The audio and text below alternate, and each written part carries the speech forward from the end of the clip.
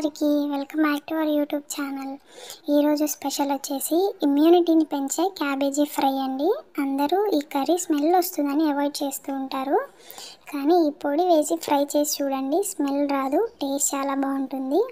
ముందుగా stove on చేసి pan పెట్టి ఒక 2 టేబుల్ స్పూన్ ఆయిల్ వేసి వేడెక్కిన తర్వాత పోపు, ఎండుమిర్చి, కరివేపాకు వేసి ఎర్రగా అయ్యాక 300 నుంచి 350 గ్రాముల దాకా క్యాబేజీ ముక్కలు వేసి ఒకసారి మొత్తంగా కలుపుకొని అందులోకి 1/2 స్పూన్ పసుపు, రుచికి సరిపడా ఉప్పు వేసి బాగా కలిపి మూత పెట్టి మీడియం ఫ్లేమ్ మీద మధ్య మధ్యలో కలుపుతూ మగ్గించుకోవాలి.